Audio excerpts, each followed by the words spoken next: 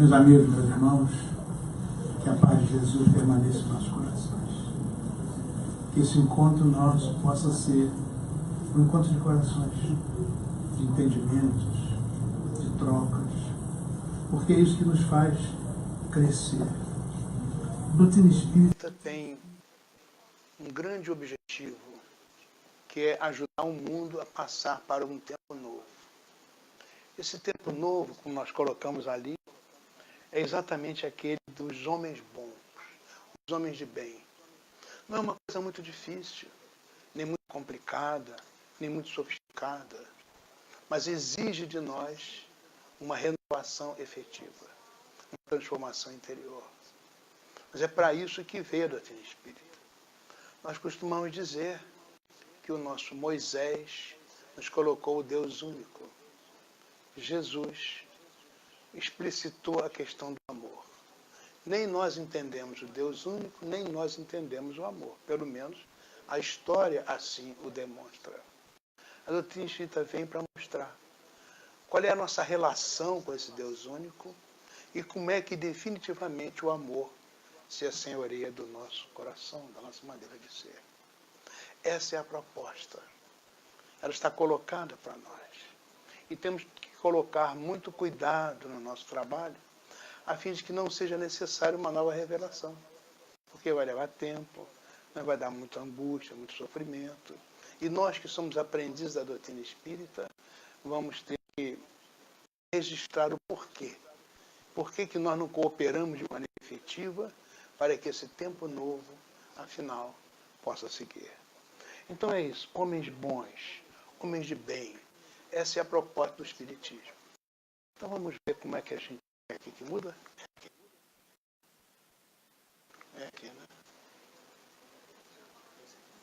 É esse aqui.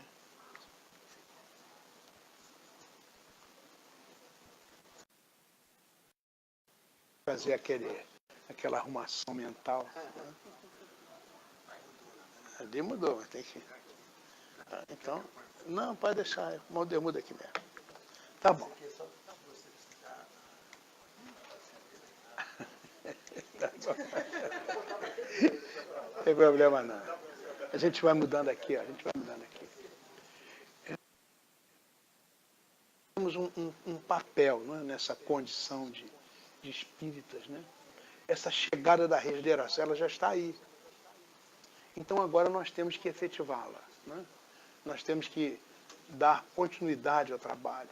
Nós temos que cooperar de maneira efetiva para que ela se instale e nós tenhamos um tempo novo na vida do nosso planeta, né? Agora nós colocamos aí essas linhas, as linhas éticas e morais que vão caracterizar esse modo espírita de viver. Obviamente que nesse momento nós não vamos conseguir fazer isso para todo mundo, não é? Um dia isso vai chegar, mas temos que começar a fazer isso para nós, que é a única maneira de você ensinar essas coisas é dar o exemplo. Esse ensino do Espiritismo é muito menos o estudo e muito mais a vivência. O estudo efetivamente tem que acontecer todos os dias, da compreensão. Mas não adianta estudar sem viver. É aquela coisa da fé com obras. A nossa obra do dia a dia. Uma coisa simples, modesta, mas é preciso trabalhar isso. Para isso nós temos que ter as diretrizes, os pilares.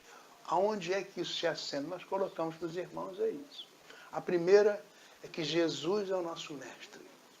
A gente tem que perguntar a nós mesmos, o que significa isso? É só uma palavra bonita? Qual é o sentido disso? Vamos discutir isso daqui a pouco com vocês. Depois é que o amor é o clima, né? Jesus colocou o amor lá no alto, né? Amar a Deus sobre todas as coisas e ao próximo a nós mesmos. Então isso tem que ser o nosso clima íntimo, a intimidade do nosso ser. Nós somos dínamos, nós somos geradores de vibrações. Se nós somos amor, estamos em clima de amor, o que está à nossa volta é amor. Então, quando nós nos encontramos com alguém, o que acontece é um amor que se chega a alguém. Então, esse é um clima. Então, vamos discutir aqui um pouco hoje com vocês. Depois vem a questão da bandeira. Nós temos que ser caracterizados, estar caminhando com uma bandeira na mão. Na mão não, no coração, na intimidade do ser. A caridade é a nossa bandeira. Interessante que a caridade, colocada sob o ponto de vista espírita, é uma grande novidade. Aliás, o espiritismo todo é uma grande novidade para a humanidade. Todas as doutrinas dizem que elas salvam. O espiritismo não diz que salva em momento algum. O que salva é a caridade. Essa visão salvífica do espiritismo na verdade, é uma inversão do que todas as doutrinas e religiões têm dito ao longo dos tempos. Mas não é você ser espírita que te salva. O que te salva é você praticar a caridade. Então isso é uma coisa importante, né? Caridade é a bandeira do espírito. Isso se faz através do serviço. A prestação do serviço, que é a nossa bênção. Então esses são os 4 pilares. Prima, caridade é a bandeira e serviço a nossa bênção. Isso nós tiramos, daqui a pouco vou mostrar para vocês, a mensagem integral. Foi o nosso do Chico Xavier, uma mensagem do nosso Fabiano de Cristo.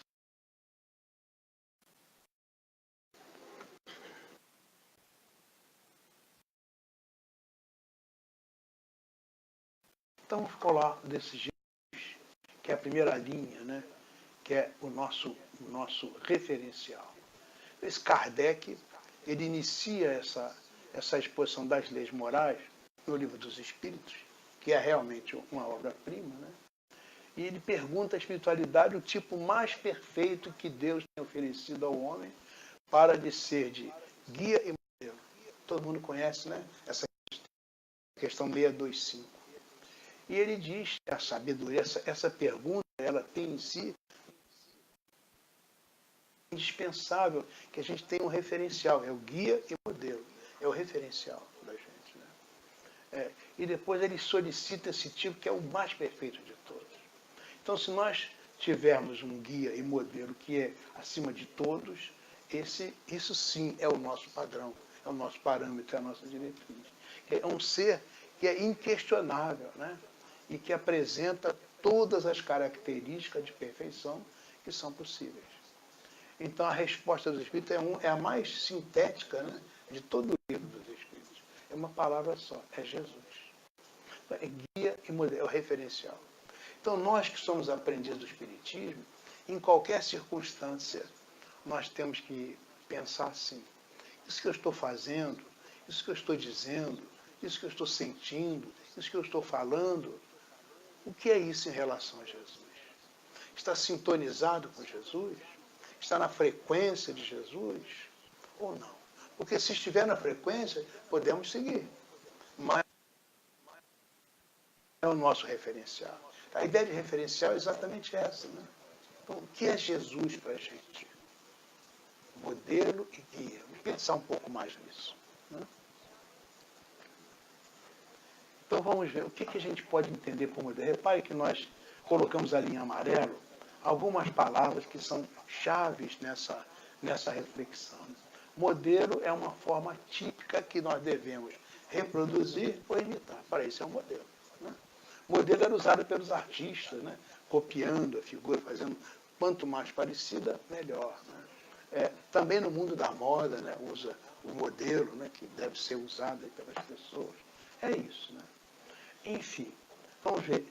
Entender Jesus como modelo é perceber nos atos dele, nas atitudes que ele teve, por isso vale a pena estudar, refletir, meditar sobre Jesus, a maneira como procedeu nessa ou aquela situação, que Jesus viveu no mundo dos homens, passou por muitas coisas, né? Então, como é que aconteceram as coisas? O que ele fez? Então, isso é uma referência atemporal, ou seja, vale para todas as épocas, para todos os tempos, né? Que nós temos que imitar, por isso que ele é o modelo. Isso é muito importante. Então, quando ele proclama, tomai sobre vós o meu jugo, né? E aprendei comigo, que sou amante, humilde de coração. Como é que isso está dentro de mim? Aprender com ele é essa condição dessa humildade intrínseca, né? Está nos oferecendo para a nossa compreensão, né? Mansidão, manso. Como é que a gente age no dia a dia? Como é que está a nossa grosseria, a nossa impaciência, a nossa violência, a nossa dureza, né? A mansidão já é alguma coisa disponível, pronta dentro de nós. É importante refletir sobre isso. Né? Botei ali em amarelo. Né? Enfrentar as adversidades da vida. Mire-se na minha humildade. Essa é uma palavra bonita, humilde, vem de humus. Né? A palavra humildade, o professor Pastorino, que foi fundador do Alfabeto Difícil, dizia que era alguma coisa associada a fazer brotar. O humus faz a coisa brotar da terra. Ser humilde é fazer o outro brotar. Ou seja, a minha relação com o outro é aquela em que eu me coloco para que o outro cresça, se desenvolva. É isso que é ser humilde, fazer brotar. O humus, né? Fazer a coisa se desenvolver. A minha relação com o outro será sempre algo que ajude o outro a crescer. É ser humilde. E não era assim mesmo que Jesus fazia? Colocava as pessoas para pensar, né? Para refletir, para melhorar o tempo todo. O modelo e guia nosso é isso. Né? Então, como é que a gente faz? Outra coisa era o perdão. Perdão incondicional. Então, ele não exigia nada em troca. Simplesmente perdoava. Né? Esse perdoar é uma palavra interessante, do perdonare. Né? Esse per é um prefixo na nossa língua portuguesa. Veja, tem pernoitar, pervagar, persistir. É alguma coisa que está indo em torno, com duração e indo ao fundo. Perímetro da matemática, né, que a gente usa, é aquele que marca o entorno, enfim. O perdoar, o perdonare, quer dizer, é doar, está em torno disso. É doar sempre, perdoar sempre, doar na profundidade, na essencialidade. É essa a ideia. Né? É o perdão incondicional, eu te perdoo e não exige nada em troca. Outra questão fundamental é do exemplo. Né? Então, você pode, eu sou espírita, mas você age espiritamente? Paciência, tolerância, compreensão, solidariedade.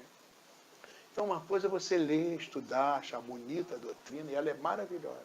Outra coisa é você viver a doutrina. Esse é o desafio. Achar maravilhosa a doutrina é uma coisa intelectual. Mas viver a doutrina é uma coisa da sabedoria. Você coloca para dentro essa aprendizagem e aí você tem o cognoscere, que significa, você sente o gosto da doutrina. Qual é o gosto do perdão para você? Qual é o gosto da seriedade, da honestidade, do respeito? O gosto. Como é que isso me sabe? Os portugueses falam, esta comida me sabe bem, tem um bom sabor. Daí vem sabor, saber, sabedoria. Como é que isso me sabe? Como é que é a honestidade, a respeito, a tolerância, a solidariedade? Como é que isso me sabe? Na medida em que este sabor é cada vez maior e melhor, eu estou me tornando mais sábio. É uma diferença você ter cultura e ter sabedoria. A cultura é de fora para dentro. A sabedoria é de dentro para fora. A cultura você estuda o livro dos Espíritos e adquire a cultura espírita. Mas a vivência espírita, né, é diferente. Você tem que aceitar aquilo, colocar dentro de você e começar a viver. Esse é o desafio. É muito mais difícil a sabedoria do que a cultura. Muito mais difícil. Então, vamos lá. O que a gente pode entender como guia? Né? Olha, nós iluminamos a linha amarela. Né? É aquele que aponta o caminho. É aquele que conduz. É aquele que aconselha. Né? O Cristo sempre foi o guia por excelência, mostrando a todos nós os caminhos seguros e nos alertando sobre as trilhas incertas e perigosas. Né? Jesus era o guia quando ele disse, aquele que quiser ser o maior, seja aquele que serve a todos. Olha, repare, como isso é desafiador. Quantas pessoas se tornam verdadeiramente servidores? Nós cantamos ainda agora aqui, o Francisco, né? Ora, esse é um servidor. E a gente reconhece isso. A gente sente isso. A gente passa pela história do mundo, não tivemos tantos servidores assim. E muitos se disseram cristãos. Muitos se disseram. Chico Xavier era um servidor. Divaldo Franco era um servidor. Né? São criaturas que a gente está vendo. Não é uma coisa mágica, né? Não é uma fábula. A gente está vendo isso aí. Mas é aquele que serve. Serve. Vamos falar muito de servir. Lá no final da nossa conversa ainda hoje. Né? Então Jesus apontava o caminho para que o espírito pudesse engrandecer. Né? A grandeza está em servir. É muito difícil isso ainda para a humanidade. Nós estamos muito acostumados, secularmente, internamente, a buscar ser servidos. Né? O modelo que está dentro de nós é ser servido. É o que você quer conquistar a cada instante. O Jesus propõe uma mudança de posição. Como ele é o nosso guia, nós aceitamos ou não. Nós podemos escolher. Podemos fazer todos os discursos, mas se não aceitarmos, mas na verdade, Jesus como nosso guia. Essa grandeza é a grandeza de quem serve. Né? Então, quando ele falava nas bem-aventuranças, deixava muito as consequências de quem toma o caminho da misericórdia. Veja essa palavra como é bonita. Misericórdia. Ela é formada de, lá no final é córdia, córdia, é coração. O início é miser, é um verbo. O verbo misere significa distribuir. O misericordioso é aquele que distribui o seu coração. É interessante, vocês lembram lá do Sermão na Montanha? Lembram das bem-aventuranças? O misericordioso é aquele que vai receber misericórdia. Então, eu distribuo o meu pobre, pequenino coração. E eu recebo o coração de quem? Do mundo maior, da espiritualidade maior. Por isso que é dando que recebemos. E quanto mais você dá, mais você recebe. Quanto mais você distribui o seu coração, mais corações se debruçam sobre você. E distribuem, que vem das fontes fecundas infinitas do Pai, essas vibrações que vão tomar conta do nosso ser. Por isso vale a pena. Vale a pena ser misericordioso. E, finalmente, essa pureza de coração que vai nos permitir ver a Deus lá no limite superior da progressão evolutiva, é o caminho da distribuição do coração. Afinal, chega o momento supremo em que recebemos a lição, está numa linha, amai-vos uns aos outros, como o amor de Jesus é incondicional, o nosso amor tem que ser também incondicional. É uma presença em que nós, em relação ao outro, aceitamos exatamente o outro como o outro é. É um desafio, mas, como dissemos, esse é o nosso primeiro pilar, né? Como um guia lúcido, cheio de luz, Jesus indica o caminho seguro do amor. Como um modelo irretocável, ele nos sugere que nós nos inspiremos na sua forma de amar. Ou seja, esse amor integral, esse amor sobresubstancial, ou seja, um amor que está acima das coisas. Né?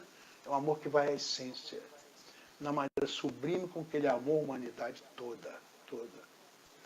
E a gente coloca essa questão, o que nós fazemos com o que ele nos ensinou, com o que ele nos mostrou, o nosso modelo, o nosso guia?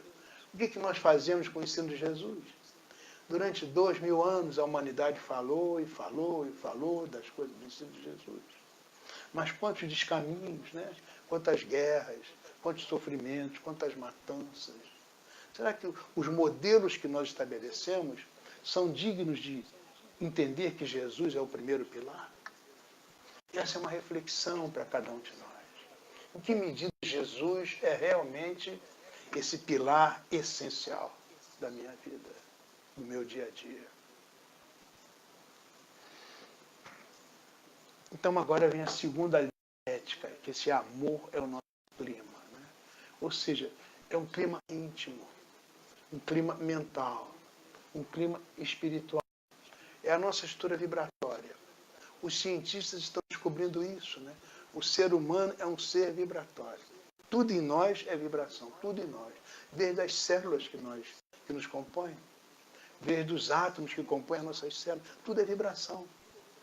E essas vibrações, elas se estabelecem em ondas, de acordo com a frequência dessas ondas, a quantidade de ondas que nós temos numa determinada unidade de tempo, o tamanho que essas ondas têm.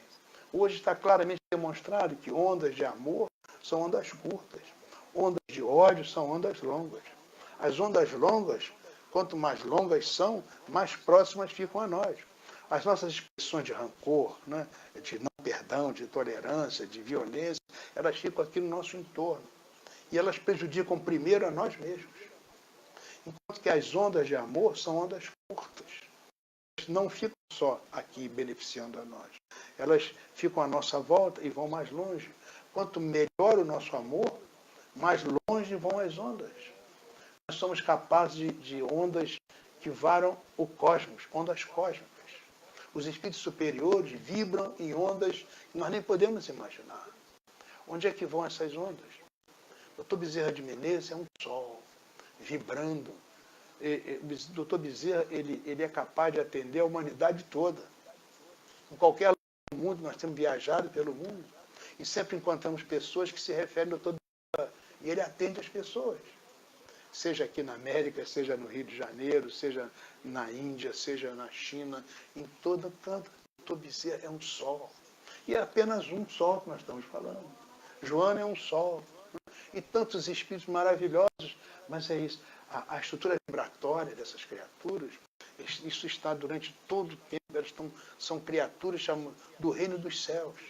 Estão vibrando amor continuadamente. O seu estado normal é a vibração amorosa. Enquanto o nosso estado normal não é bem esse, geralmente. Pelo menos o meu não é. Não é? Geralmente não é assim. Então, aí começa uma nova ética, né? Outro padrão de comportamento, um outro padrão de valores que nós vamos absorvendo a pouco e pouco. Vamos lá. Então, nós colocamos que Deus é amor, e esse amor é o segundo pilar. Veja que está na Revista Espírita, dezembro de 62. Deus é amor. E tudo quanto tem algo de divino participa do amor. Olha que coisa bonita, né? Participa do amor. Mas o amor, olha isso, o amor vive de comunicações. Veja que palavra bonita. Comunicar significa tornar comum, tornar como um. Então, imagine o amor que sai de mim e chega a você, torna a nós dois como se fosse um. É isso? Isso é comunicação. E mais, o amor é comunhão. Ou seja, é uma integração. É como se eu penso amorosamente em você, eu me debruço sobre você. E você pensa amorosamente em mim, você se debruça sobre... Isso é uma comunhão, é uma conjugação, é uma integração. Então é do domínio da comunicação. Tornar como um. Olha, a grande proposta de Jesus é tornar unitária essa percepção de Deus no Pai. No Pai Nosso ele diz, Pai Nosso que estás nos céus. E aí nos transforma todos filhos do mesmo Pai. Nos transforma todos irmãos, que somos filhos do mesmo Pai. Então, sabe, o grande sonho desse amor que toca o coração de todas as pessoas é essa comunhão. Transformar a Terra num mundo efetivo de irmãos. Mas não é um discurso, não é uma teoria, é uma comunhão, é uma integração. Claro que nós não somos capazes de fazer isso pela humanidade toda, mas temos a nossa tarefa. Né? Eu olho para o Geraldo, eu quero um amor para você, mas quero mesmo. Eu quero a tua saúde, a tua harmonia, o teu equilíbrio. E eu sei que ele quer isso para mim. Quando nós nos encontramos, é uma comunhão. Né? É isso. Falando isso para mostrar de maneira simples como é que essas coisas acontecem. Imagine que os espíritos superiores vivem em estado de amor. Ou seja, eles vivem em comunhão. Eles se debruçam amorosa. O que sai deles durante todo o tempo, amor é. Eles nos abraçam, nos afagam, nos trazem calor, nos trazem harmonia, nos trazem equilíbrio, solidariedade, paz. Essa é a proposta.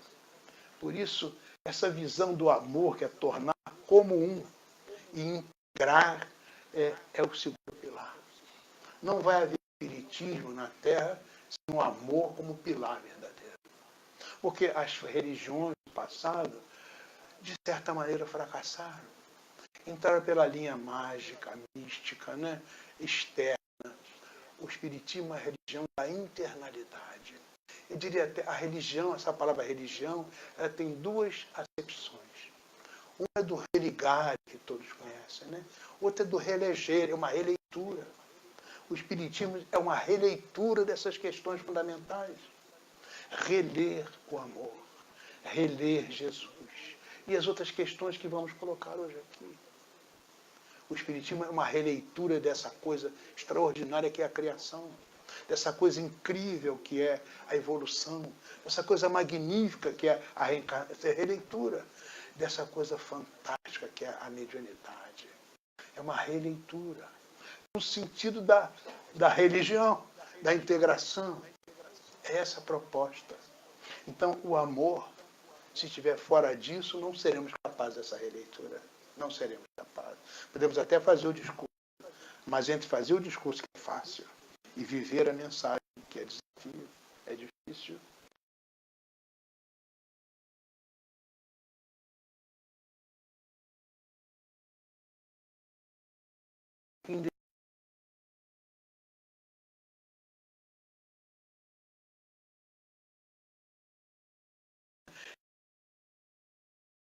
Você coloca uma opção de brinquedos ali, ela puxa tudo para si, como se todos fossem dela. Ela é o centro. Isso é natural. Isso dá a ela segurança. Esse amor egocentrado é muito justo e natural na criança que está se afirmando. Está encontrando as suas bases na sustentação do seu mundo aqui, na sua infância que está começando. O problema é que a gente cresce e continua sendo concentrado. Vira os egoísmos, quer para si as coisas. É meu, me dá. Né? É isso. Mas esse amor que está começando, essa coisa que você quer tudo para você, é um amor primitivo, um amor bebê. Quando você passa o olhar do mundo, ainda está cheio desse amor bebê, né? Esse amor primitivo por aí. Mas o amor se desenvolve. Depois vem o amor jovem, o amor paixão. Né? Eu era professor de matemática, né? Eu me lembro que dava aula, tinha uma menina lá sentada, muito atenta, ouvindo as coisas que eu estava no livro, eu estava feliz da vida, porque ela não tirava os olhos do caderno, anotando coisas, maravilha. Quando houve um intervalo, eu passei lá um exemplozinho, fui olhar, o caderno estava cheio de coraçãozinho vermelho, não tinha nenhuma das que eu tinha colocado. Aí eu olhei para ela e disse assim, professor, eu estou apaixonada. Sonhei a noite inteira com esse amor, é o amor de 12 anos, né? O amor da minha vida, né? 3 meses depois já era outro amor da vida dela, aquele amor interminável, aquele amor que, como diz o poeta, né? ele é eterno enquanto dura. Mas esse é amor, paixão. Paixão é mais ou menos como o fogo na floresta, né? A gente não sabe direito como é que começa, mas quando vem é aquele incêndio terrível, começa a queimar as árvores, passos fortes, desesperados. É uma vida complicada, né, desse incêndio na floresta. Daqui a pouco chove e simplesmente apaga aquele farol, apaga. Será que é desse amor que Jesus falava? Amar a Deus sobre todas as coisas e ao próximo como a si mesmo. Certamente não é o amor bebê. Mas também não é esse amor paixão que vem e passa, não é isso, né? Os gregos avançaram, mas tem o amor maduro, o amor cuidador. Você tem 20 anos, 30 anos, 40 anos de casado, né? Os cabelos vão ficando brancos, né? Agora você já anda com mais dificuldade, hein? As mulheres pintam, mas fica branco. Mas fica branco também, né? Fica branco. E você olha aquele casal já com muitos anos de idade, quantas noites sem dormir, as preocupações com os filhos, né? As febres dos filhos e as horas que eles tinham que trabalhar, que tinham que estudar, aquela coisa toda da dedicação. O casal resistiu a todos os obstáculos, dificuldades. É o amor cuidador. Agora um está cuidando do outro, já não ouve muito bem, andam com alguma dificuldade, não enxergam bem ali a calçada, né? Mas é bonito de ver isso, é muito bonito de ver. Lá no centro. Oi? Mas toma cuidado com o que vem por aí. Porque lá no centro espírita que nós trabalhávamos, tinha um casal assim, 40 e tantos anos de casado. Eu os admirava muito, Dona Maria, Seu Manuel, criaturas maravilhosas. Ele lá foi sozinho, depois na quinta semana, nós perguntamos o que aconteceu. O casamento acabou. O que foi? Depois de tantos anos, pois é. Imagina que chegou uma carta anônima, depois outra, depois outra, depois outra, e quando eu fui olhar, atravessei a cidade e vi que do outro lado da cidade ele tinha uma outra família. Nós brigamos muito, não? E o casamento acabou, é justo e natural, o casamento acabou, eu tinha outra família. Tinha um outro casal que vivia lá também, sempre ia junto, também ela começou a ir sozinha, e lá pela quinta semana ela nos disse isso, olha, o casamento acabou, porque ele aposentou. Porque ele aposentou, acabou o casamento. Sabe que ele era cearense, lá no Brasil, tem um cearense, ele gosta muito de rede, né? Ele aposentou, recebeu um dinheiro aí do fundo de garantia, comprou uma rede bonita, arrebentou os dois lados da sala, as duas paredes da sala e colocou a rede lá pendurada. Comprou uma televisão dessa grande, comprida, e o controle remoto. Ficava lá, tocando o controle remoto e balançando na rede. Tocando a estação, tocando e balançando. Mas é isso. E lá às 11 horas, olha, eu estou aposentado, mas eu estou com fome. Estou acostumado a comer às 11 horas. Cadê a comida? E isso foi, olha, a relação foi degradando, aquela rede não terminava de balançar o dia inteiro dentro da sala, fazendo aquele barulho horrível, e aí nós brigando, e por causa da rede do cearense, por causa da aposentadoria, o casamento acabou. Você vê? Esse amor, embora maduro, não resiste nem uma aposentadoria. É meio complicado. Isso toma cuidado, viu, gente? Esse é o amor, mas já é um amor melhor, né? Já é um amor a dois durante muitos anos, né? Não é tão transitório, não é tão egocentrado. O amor está se desenvolvendo. Mas Jesus nos fala desse amor incondicional. Esse amor de Jesus é um amor cósmico, né? O amor acima de tudo, de todas as coisas. Não tem que comprar nada, não tem aposentadoria, não tem rede passando para lá e para cá, fazendo barulho na sala, né? Não tem nada dessas coisas. Simplesmente é um amor que se entrega, se doa. É um amor muito desafiador, difícil. Chamava-se isso de amor ágape, né? Ou seja, você convidava, na velha tradição, convidava os amigos, fazia um banquete maravilhoso, colocava os melhores talheres, a melhor toalha, né? E, enfim, a mesa mais magnífica, os pratos melhores, as comidas melhores, e as pessoas comiam, bebiam e no fim saíam. Você não precisava nem que elas agradecessem. O teu prazer é que elas comessem aquele banquete, era a tua felicidade. Esse amor. A felicidade está na felicidade dos outros. Tudo aquilo que você fizer para oferecer isso aos outros, esse é o amor incondicional, que não exige nada em troca. Esse é um amor profundamente desafiador. Sem sombra de dúvida. Queriam falar um pouquinho dessa questão de ondas, né? Repare aquela primeira onda 1 e a onda 2 aqui. Você tem uma onda 1, está vendo? Subindo, descendo, uma onda 2 subindo, descendo. Quando essas duas ondas se encontram, elas se somam. Estão com a mesma frequência, né, e a mesma amplitude. O resultado em dessas duas ondas é uma onda que é o somatório das duas. Isso é uma interferência construtiva. Quando você fala de amor, você está falando de interferência construtiva. Eu estou colocando uma onda para você, nós somos seres vibratórios, né? Uma onda que constrói, que reequilibra, que reequipa, que ajuda. Esse é o nosso desafio. Você está com uma onda vibratória que seja uma interferência construtiva. Porque, querendo ou não, você está interferindo no outro. Agora mesmo, cada um de vocês está interferindo um no outro. Cada um de vocês está interferindo em mim. E eu estou interferindo em vocês. Esse tempo todo está acontecendo. Agora, se essas ondas são amorosas, nós crescemos com essa interferência. Porque elas se somam. Não é? Então, você tem um resultado maior. Mas tem também o inverso. Né? É a interferência. A interferência destrutiva. Repare lá, você tem uma onda 1, tem uma outra 2 que é negativa. O resultado disso, você soma mais 1 com menos 1, desaparece. E às vezes é pior, né? Porque às vezes a negativa é maior em termos relativos do que a positiva. Então, o resultado é pior ainda. Ou seja, isso é uma coisa importante. Quando a gente estuda a onda lá em física, existe sempre esse processo de interação de ondas, tá certo? Ou seja, ou elas se somam, e é uma coisa construtiva, ou elas se anulam, ou até prejudicam ainda mais. Essa é a realidade do ser humano. Nós somos seres vibratórios. O nosso estado normal é de ondas. O nosso pensamento é de onda o tempo todo. O sentimento é em ondas. Nós somos assim. Isso não é mais o espiritismo, isso é o laboratório. Eles são os cientistas. Nós somos assim. Então vamos ver como é que são as nossas ondas, como é que elas estão. Não é?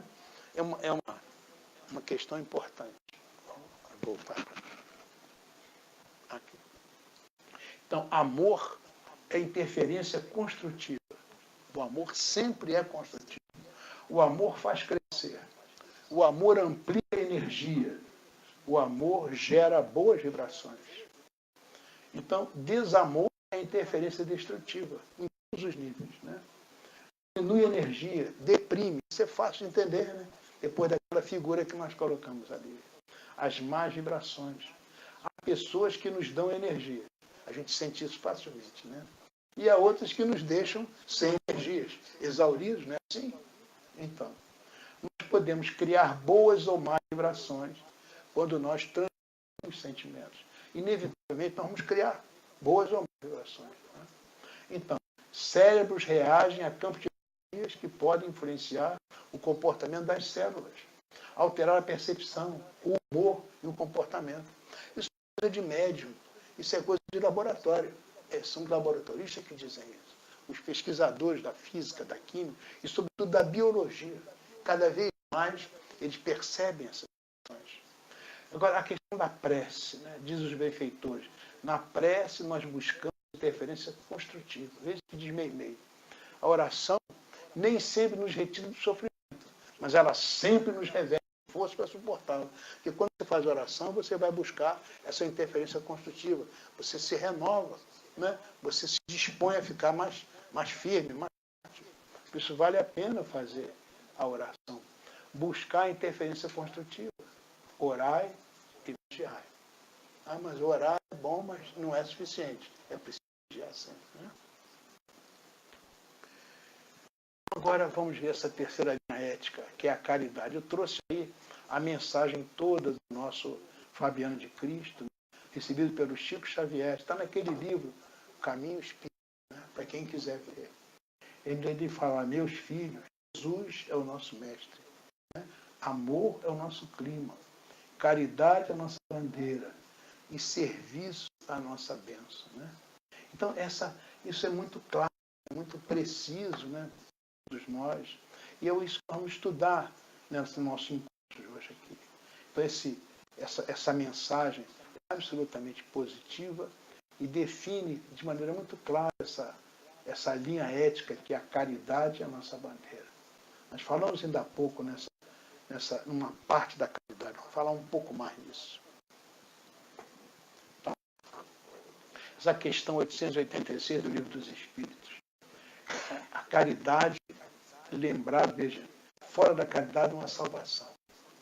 A visão salvífica. Então, você não se salva por dizer que é espírita, você se salva por praticar a caridade. Né? E a caridade é definida, veja, são 3 palavras, mas isso é um tripé: benevolência, indulgência e perdão. Veja, eu falei ainda há pouco do perdão, né, para vocês. A benevolência, veja, benevolere. Volere é uma volição, é uma força, é um querer, né? É uma coisa da essência. Volere. Né? E bene é bem. Benevolência é querer o bem. Então, eu não sei quem você é, não sei o que você faz, mas eu quero o teu bem. Eu quero a tua saúde. Nunca vi você, estou vendo pela primeira vez, mas isso é ser benevolente. É querer o bem do outro, querer a paz do outro, a saúde do outro, a alegria do outro, a harmonia do outro, a felicidade do outro. Isso é ser benevolente. Benevolere. Antigamente, a gente pensava que ser benevolente era passar a mão pela cima da cabeça, não, coitadinho, coisa e tal. Mas não é bem isso, não. Ser benevolente é querer. É uma volição, é uma força. Caridade é força, é ação. Caridade é o amor em movimento. Então, a caridade não é platônica, não é distante. A caridade é alguma coisa que remete com a intimidade, reforço da alma. Ou seja, aquela origem do que produz as ondas em você, quem dá o pontapé nisso é a caridade.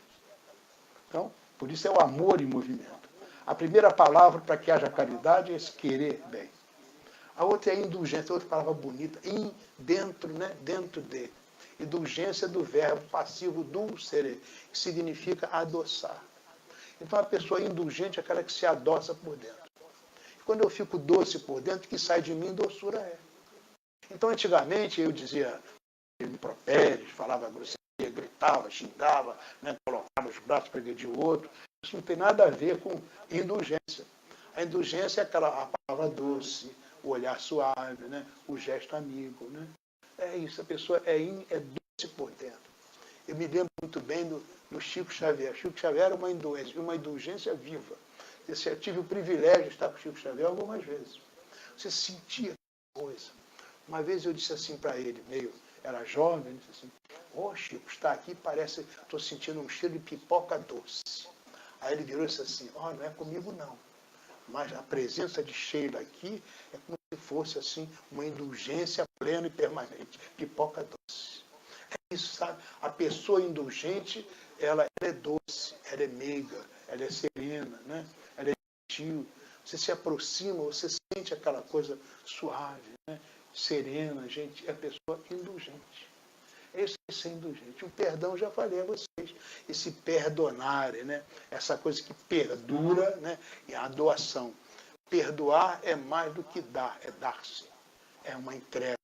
Só existe perdão se você colocar dos refórios da alma alguma coisa em favor do outro. A palavra perdão também está associada a tapar buraco, né? Tapar buraco nas relações. Era uma palavra usada na gíria dos soldados lá do nosso tempo, lá de Roma, sabe? Na verdade, das boas, né, para os exércitos passarem, e a estrada tinha que estar arrumada, porque tinha os cavalos, os infantes que vinham na frente, atrás vinham as carroças. Mas os infantes geralmente eram escravos, vindo de povos inimigos, muitas vezes, um inimigo do outro, andando do lado do outro, armados até os dentes, e brigavam e batiam com aquelas máquinas, criavam buracos no chão. Quando o comandante ali dos infantes via aquilo, esse buraco tem que ser tapado, porque atrás vem os cavalos, o cavalo mete o pé no buraco, quebra a pata. Adiante, mais atrás, vem aquelas carroças trazendo os mantimentos, a carroça entra aí, arrebenta a roda, e aí estraga tudo. Meu Deus, tem que tapar o buraco. Então chamava os que tinham brigado e mandava tapar o buraco. Eles pegavam aquelas pás, começavam a jogar o barro lá para dentro do buraco e bater. E os outros ficavam em torno deles, rindo deles, da punição que eles tinham recebido. Ficavam gritando, perdonare, tapar buraco, tapar buraco, tapar buraco. A gente pensa nessa palavra, né? A nossa relação com os outros não está esburacada. Não é? Quantas vezes, né, ao longo das nossas encarnações, nós cavamos buraco, né, brigamos, xingamos, falamos mal, aquela maledicência, aquela quanta coisa horrorosa nós fizemos em relação aos outros. Agora nós nos encontramos nessa encarnação. É hora de tapar buraco. Né? Ou seja, isso aqui é o perdonar, né? É a gente se ajustar, se equilibrar, enfim. Mesmo que haja uma gozação em torno, não importa. Nós estamos tapando o buraco, né? Arrumando a relação. Essa é a proposta, essa é a ideia do perdão. Né? Então, essa é a caridade de Jesus, que se faz dessa forma. Né? Lembrando isso, quando o Espiritismo coloca essa visão salvífica da caridade, repara como muda. Imagine um mundo de pessoas doces. Imagine um mundo em que todos queiram efetivamente o bem do outro. Imagine um mundo em que o judeu perdoa o árabe, né?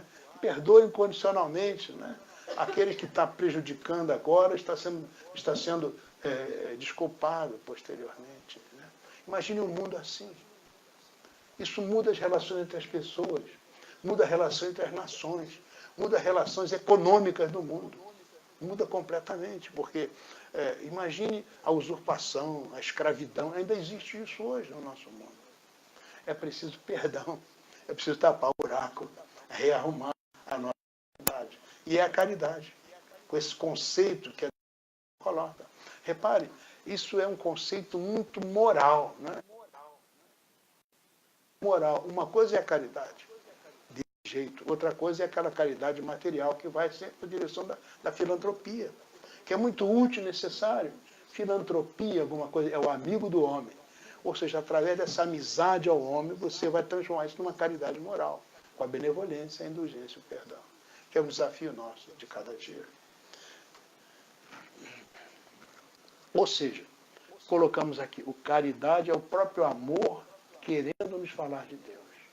Então, não só Jesus entendia dessa maneira a caridade, ele era a própria caridade.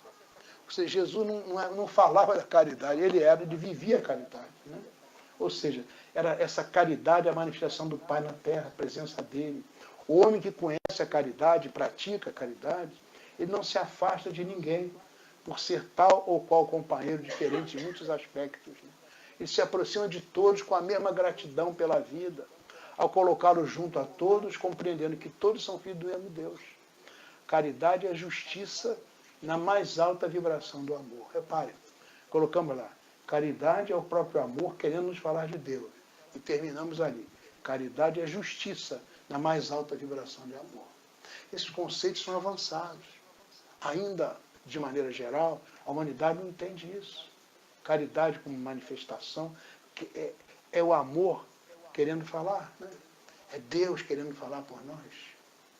Me lembro de irmã Dulce, né? Que a pessoa sofrida, doente lá do lado de fora, hospital lotado, ela mandava entrar. Você não percebe? Aquele miserável, aquele sofrido, aquele mendigo, é Jesus fantasiado de miserável, de sofrido, de mendigo. Bota para dentro. E assim era isso, falar de Deus. São coisas muito relevantes para a nossa reflexão. Então, esse é o estado de caridade. O Paulo falou isso, né? Está lá. Fora da cadeia da salvação, ali estão encerrados os destinos da terra, dos homens na terra e no céu. Né? Esse conceito das criaturas do reino do céu. É porque a sombra desse estandarte, eles viverão em paz no céu, porque os que o verem praticado acharão graça diante do Senhor. Essa divisa é o facho celeste, né? A luminosa coluna que guia o homem no deserto da vida, encaminhando para a terra da promissão. A caridade brilha no céu, como a auréola santa na fronte dos eleitos, e brilha na terra, se acha gravada no coração daqueles a quem Jesus dirá: passar à direita, bendito do meu Pai. Vamos reconhecê-los-ei pelo perfume da caridade que espalha em torno de si. Nada exprime com mais exatidão o pensamento de Jesus. Nada resume tão bem os deveres do homem como esta máxima de ordem divina. Não poderia o Espiritismo provar melhor a sua origem do que apresentando-a como regra. Por isso que é um reflexo do mais puro cristianismo. Levando-a por guia, nunca o homem vai se transviar. Né? Então, estado de caridade. Nós vemos que as criaturas do reino dos céus vivem em estado de caridade. A nossa caridade é de momento. Vejo uma pessoa caída, então vou lá ajudar.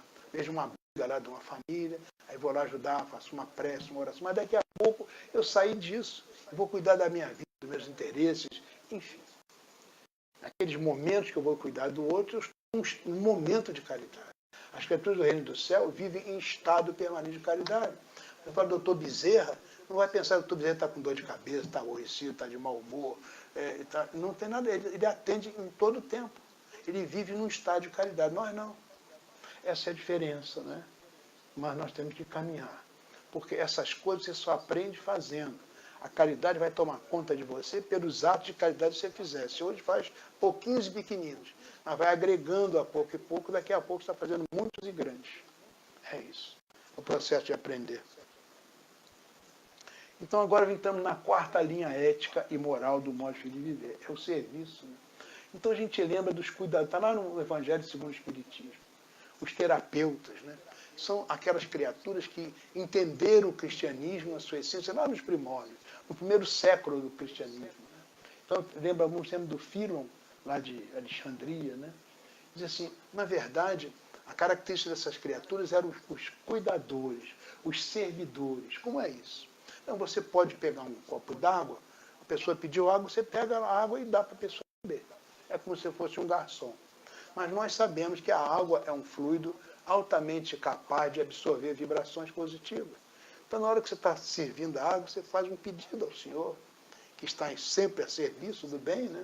Para que coloque ali alguma coisa boa para aquela pessoa. E a pessoa vai beber a água e aquela coisa boa que é colocada ali. Aí você não é mais um garçom, você é um servidor. Você está fazendo comida, né? Então, lá os vegetais, você está trocando aquilo, colocando, botando fogo, calor. Você sabe, tudo isso é da natureza, né? Então, essas coisas da natureza formadas de vibrações. Você pede ao Senhor que coloque ali. Se você apenas serve aquela comida, você é um cozinheiro. Mas se você coloca a comida com as vibrações que você pediu, você é um cuidador. Essa é a diferença. Só que para você ser um cuidador, você tem que se preocupar com o outro, pensar no outro, dirigir uma vibração para o outro. É isso. A visão do cristianismo era o cuidador. Ou seja, a minha atenção está voltada para você. Né? Estou preocupado com você. O que eu fizer, vou pedir vibrações para você. Então, eu sou um servidor.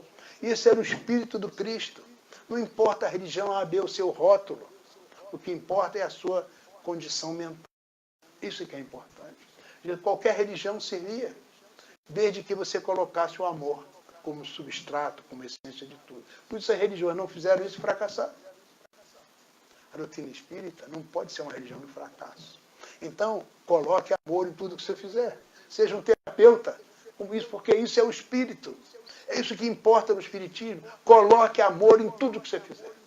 Na prece que você faz, na limpeza do chão que você faz no centro espírita, no som que você bota aí. Coloque amor. Coloque amor quando você arruma os copinhos. Enfim, qualquer coisa que você fizer. Na sua vida, na casa espírita, na sua casa, coloque amor. Porque é isso que é o modo espírita de viver. Coloque, você é um terapeuta, lembra disso? Você é um ser vibratório. Então você pode ser um terapeuta, se você quiser. Preocupe-se com isso. Eu vou sintonizar com o bem, com a luz, com a paz, com as fontes corredoras do amor do Senhor. E vou oferecer isso para você. Aqui está. Não é só um cafezinho que eu fiz na máquina, mas é um cafezinho, alguma coisa que eu pedi para você. Eu nem sei o que é, mas é uma coisa boa que eu pedi ao Senhor. E o Senhor sabe muito mais do que eu, e Ele vai colocar ali. Então aquele contato, né? Ou então aquele abraço que eu dou na pessoa, um abraço de amor. Não é só os braços, não são só os braços que se tocam, mas há uma vibração que vem do... Eu peço para passar para você. Isso vem por diferença de potencial. Se alguma coisa está no nível mais alto e desce e alcança o outro. É a visão do cuidador, do servidor. Por isso que o serviço é a nossa bênção, disse o nosso querido Fabiano de Cristo. A nossa postura é servir. Eu me lembro dessa mulher, o nome dela era Lucila de Maria del Perpétuo Socorro Godoy Alcaiagua. Mas ninguém conhece com esse nome. Todos conhecem como Gabriela Mistral. Por que ela adotou esse nome? Interessante isso. Era Gabriele de Gabriele D'Annunzio, era italiana, que era um que escrevia de maneira liberal para os servidores. A maneira de criar uma nova sociedade, onde os homens se apoiem mutuamente, não haja o mais forte, o mais poderoso, e se ele existir, é para servir ao mais fraco, ao mais necessitado. Então, adotou o nome de Gabriela, em homenagem ao Gabriele D'Annunzio, que acabou sendo sacrificado muito por causa disso. E havia um trovador na província chamado Frederic Mistral. Ele cantava músicas maravilhosas. Era sempre a música do bem, da ternura, da alegria. Tipo essas que você tocou aí, que foram cantadas aqui. Músicas maravilhosas. Ele chamava-se Mistral. Então ela disse, eu vou encher a minha vida dessas coisas maravilhosas do D'Annunzio e dessas músicas, desse som que equilibra, que harmoniza e que faz tão bem as pessoas, do Frederic. Ela se chamou Gabriela Mistral, era uma menina prodígio. Ela nasceu no deserto de Atacama, lá em cima, no norte do Chile, um lugar dos mais difíceis da Terra. Um frio terrível e também um calor inaceitável. Um absurdo viver lá. Deserto. Água muito difícil. Viviam os povos camponeses ali. E nasceu a menininha lá. Inteligente, vendo as pessoas cuidando das cabras, olhando as coisas. E ela conseguiu aprender a ler e escrever sozinha, no lugar onde ninguém sabia ler e escrever. Menina ainda com 6, 7 anos, ela começou a ensinar as pessoas daquele lugar a aprender a ler e escrever. Começou a ensinar a ler e escrever. Aos 15 anos de idade, houve um concurso de redação, um concurso nacional de redação do Chile. E de repente chega uma redação de uma menina lá do interior, e nunca ninguém ouviu falar. Escreve à mão, com muita dificuldade, mas com uma letra cuidada, trabalhada. E as pessoas, quando leram a redação daquela menina de 15 anos, se apaixonaram. Ela tirou o primeiro lugar no concurso de redação. Dentre todos os estudantes, ela que jamais havia ido à escola. Ganhou uma bolsa e foi para Santiago, a capital. E ali começou a estudar e se destacou, que era uma sumidade, uma inteligência, desses espíritos maravilhosos, né? Se destacou tanto que ela acabou indo para os Estados Unidos, e aqui era uma embaixadora da paz, do serviço e do amor da ONU. Percorreu o mundo falando dessas coisas, esse gênio maravilhoso, né? E ela falava disso, olha, o prazer de servir. Toda a natureza é um desejo de serviço. Serve a nuvem, serve o vento, servem os vales.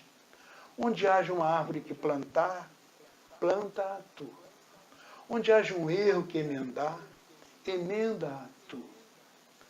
Onde haja um esforço que todos evitem, aceita-o tu.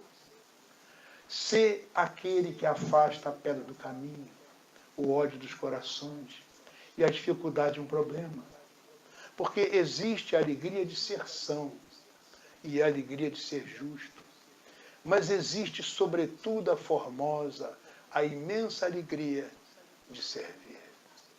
Como seria triste o mundo se tudo já estivesse feito? Se não houvesse um roseiral que plantar? É uma empresa que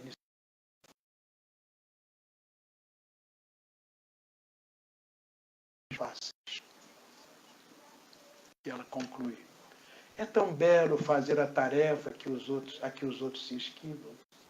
Mas não caias no erro de que só se conquistam méritos com os grandes trabalhos. E essa é a chave. As pessoas acham que têm as grandes coisas, né? Não pense que não é o erro de que só se conquistam méritos com os grandes trabalhos. Há pequenos serviços que são imensos serviços. Adornar a mesa, arrumar os bancos, que critica,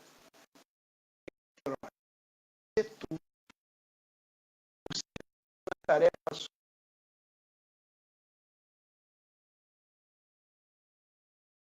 serve. Deus é o grande servidor.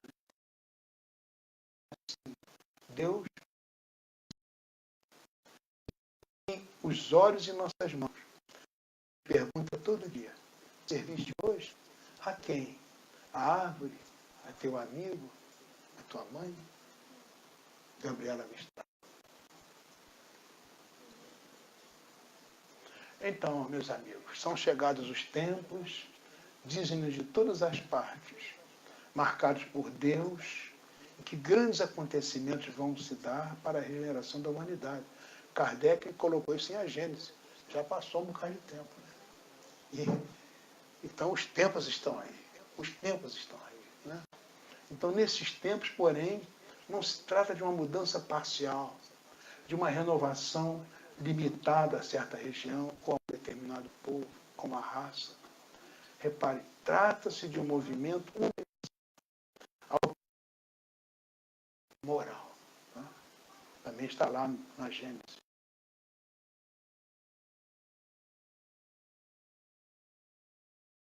Mas é fim moral. Vocês estão vendo aí essa onda de suborno, corrupção. Isso está no mundo inteiro. Né? Mas são as trevas reagindo, são conforto, em que a tragédia moral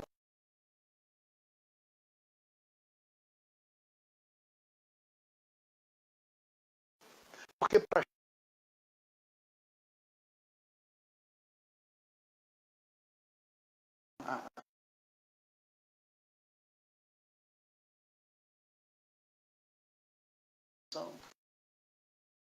ainda hoje mais de $1 milhão por que a gente gasta em cosméticos, mais difícil ficar com todas as misérias das crianças, todas as doenças das crianças. Mas o que nós gastamos hoje com dieta de baixa caloria, podemos só economizar um pouco em cima disso, acabar com a quantidade de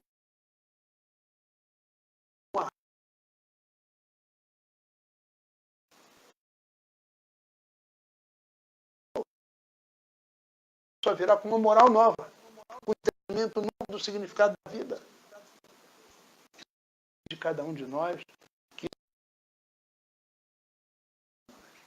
aceita viver isso. Né? Então, não é o mundo material, é esse mundo moral que vai arrumar isso. Está lá em Obras Póstumas. Né? Acabar com esse preconceito, egoísmo, orgulho, fanatismo. Né? Cada um... nós temos que nos livrar dessas coisas. A regeneração da humanidade fala isso. Né? Então, todos vós, homens de fé, de boa vontade, trabalhai, portanto, com ânimo e zelo, para que essa era da regeneração se implante efetivamente. Né? Vamos receber isso pelo centro, pelo servidor. Né? Então, aquilo que você vai plantar, isso vai dar um retorno efetivo é o servidor. Quanto mais você serve, mais você recebe. Então, essa é a mensagem, clara e precisa. A gente nota no Espiritismo, às vezes, com grande preocupação, uma série de dúvidas, de dívidas, de intrigas, né? De coisas que são do outro tempo, das outras religiões. Nós estamos aqui para aprender a amar. Como disse lá no início, Moisés colocou o Deus único. Jesus fala do amor a esse Deus sobre todas as coisas, mas ao próximo como a nós mesmos. Nunca entendemos essas coisas. O Espiritismo vem para a gente aprender a amar. A mensagem é clara. É preciso isso que nós colocamos aqui, elencando algumas citações, trazendo algumas ideias. Está cheio disso na doutrina. O que você encontra na doutrina é amor, é caridade, é perdão, é tolerância, solidariedade, ao lado da racionalidade. A doutrina é o grande encontro da ciência com a filosofia e da religião. Isso é uma coisa nova na humanidade. E para nós estamos aqui para quê? Anos e anos e anos ouvindo o Espiritismo. Agora nós temos que passar anos e anos vivendo o Espiritismo. E essa é a proposta. Como vimos com a Gabriela Mistral, aliás, se disse espírita, mas na verdade ela tinha profunda pelos valores da ética, da moralidade espírita e chegou a Deus. Nós estamos em presença de um apelo, de uma mensagem. Se eu não posso mudar o movimento espírita todo, vou mudar aqui abraçar.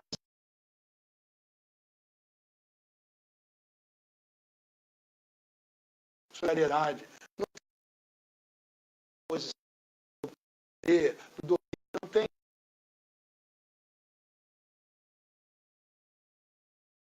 Isso que é importante entre nós. Não podemos deixar que há no movimento temos erros que aconteceram.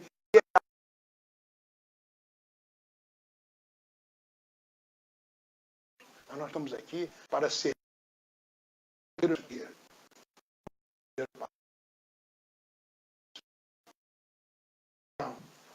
a nova terra apresentará condições sociais melhores.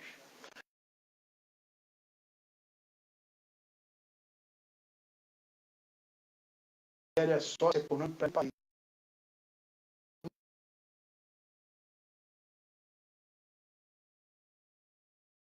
Porque na hora que você muda a moral das pessoas, muda a política.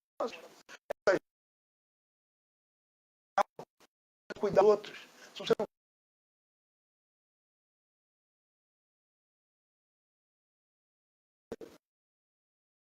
coisas terríveis, não vai ter mais isso. As pessoas vão se preocupar com as outras, com o conforto das outras, com a ajuda dos outros, vão se preocupar com isso. Não só se preocupar.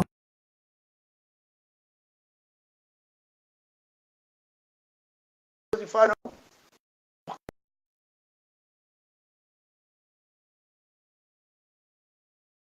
Terra toda está na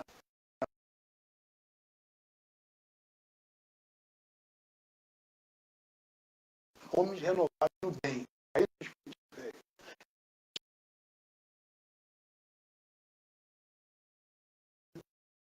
As ordens raciais, terrorismo, os investimentos em material bélico.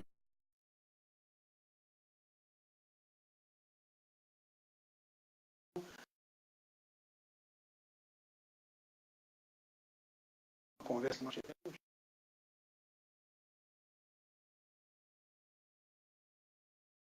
Países do mundo, população muito está todas as crianças na escola. Pensamento.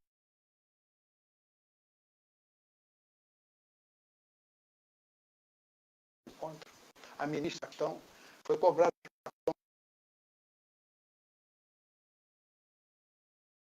enraivecido. O Paquistão é um país muito bomba atômica.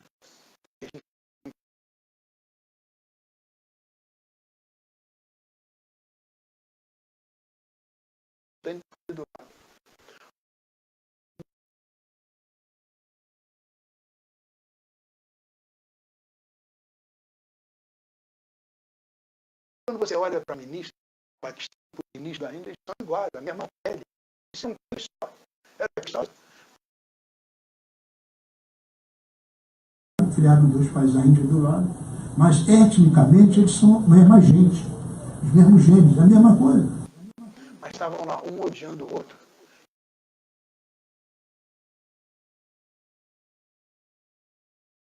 do nosso mundo.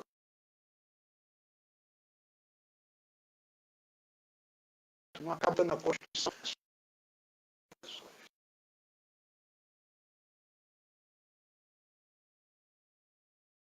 Vamos mudar a nossa ética, a nossa realidade. Desafio. Você não é para ver orador falar, para ver comunicação. Isso faz parte.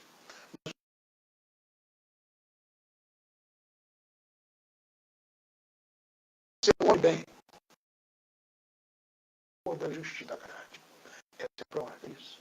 Então nós vamos ter um tempo novo. Saúde, ciência, educação para todos. Normalmente, sem intrigas políticas, né? Isso vai acontecer normalmente. É a era da regeneração. Está aí.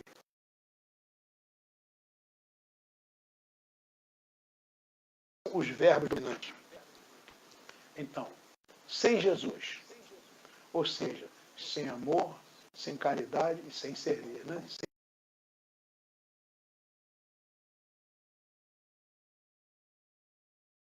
Né? Isso é importante. Isso é que é importante. Tem que ser. Isso é que é importante. Só.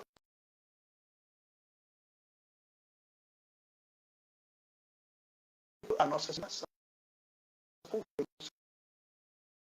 E eu sei, a economia, você não contar acima disso. Isso faz essa terra, tantas diferenças tenebrosas e tantas. Minha vida, eu fui a mais densa que existe na humanidade, de coisas inenarráveis.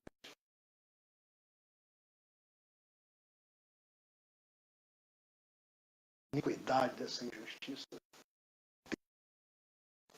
Mas, com os benfeitores, a nova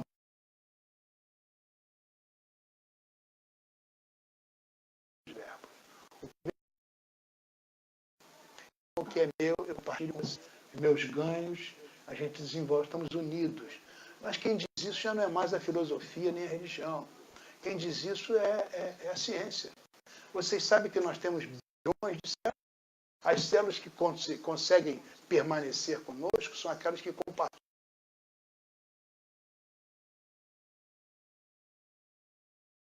Os átomos que conseguem viver são aqueles que buscam equilíbrio uns com os outros.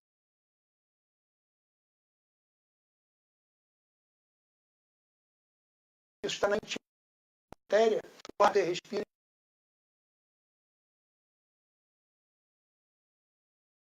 Lições de equilíbrio. O núcleo central está cedendo para os efeitos periféricos, partículas, subpartículas, algumas de duração de vida infinitesimal, de tempo, né?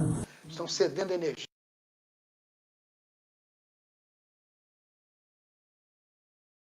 Uma rede.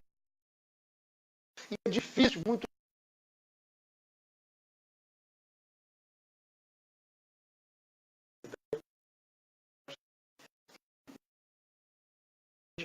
Que a humanidade.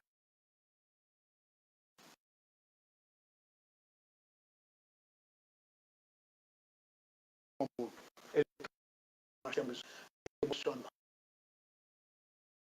humano.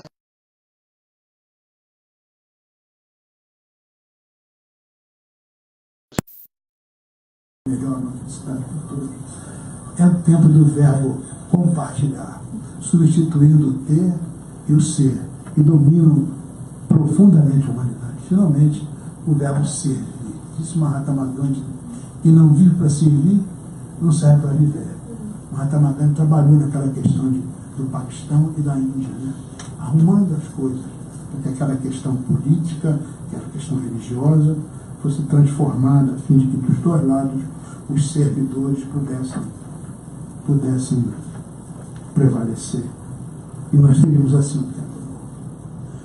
A questão para o Espiritismo é essa. Quando nós pensamos nisso, qual é o verbo que hoje está dominando em mim? Né?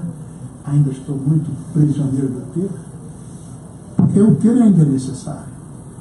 Ainda estou muito prisioneiro do ser, e o ser também é necessário. Mas o que é prevalecente? Isso é a questão fundamental.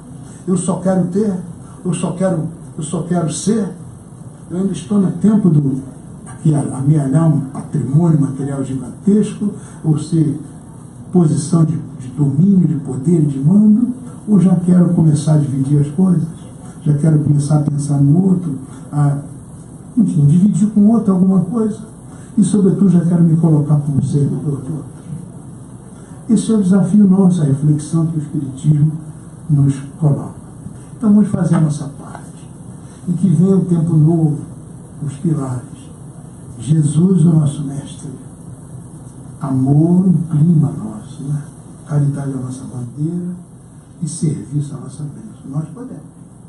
E Jesus nos ampara pela doutrina espírita nos ilumina.